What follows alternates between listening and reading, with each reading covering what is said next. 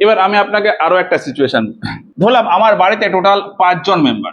এবার এই 5 জনের ভেতর 3 জন আমরা বাড়িতেই থাকি, আর 2 জন, একজন কাজের সূত্রে বাইরে থাকে আর একজন স্টাডি এর জন্য বাইরে থাকে। তাহলে এবার আমি আমার ক্ষেত্রে পরিবারের সদস্য সংখ্যা কত দেবো? দেখুন, এখানে আপনাকে নিজেকে একটু ডিসিশন নিতে হবে। কি ডিসিশন?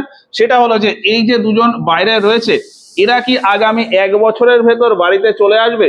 এরা যদি 1 বছরের ভেতরে বাড়িতে চলে আসে, সেক্ষেত্রে এই 2জনকে আপনি ফ্যামিলির ভেতর কনসিডার করে দেবেন। এই 2জন বাড়িতে চলে আসবে মানে পার্মানেন্টলি বাড়িতেই চলে আসবে, এমন না যে এই 2জন 1 বছরের ভেতরে হয়তো 5 দিনের জন্য আসবে আবার চলে যাবে, তাহলে কিন্তু এই পরিবারে কাউন্ট হবে না।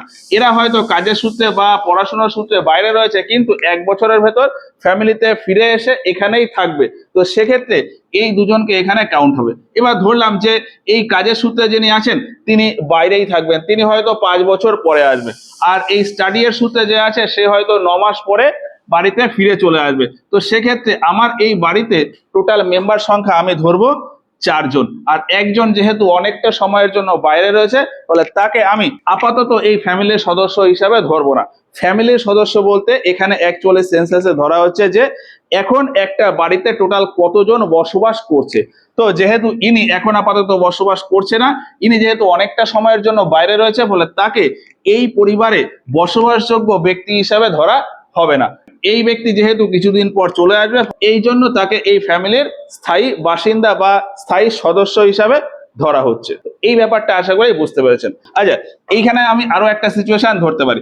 ধরুন এই একজন কাজের সূত্রে বিদেশে রয়েছে, তাহলে এর ক্ষেত্রেও সিচুয়েশনটা ওই একই রকম। যদি আমি মনে করি যে এই ব্যক্তি বিদেশ থেকে 1 বছরের ভেতরেই চলে আসবে, তাহলে তাকে এই ফ্যামিলির ভেতর আমি ইনক্লুড করব।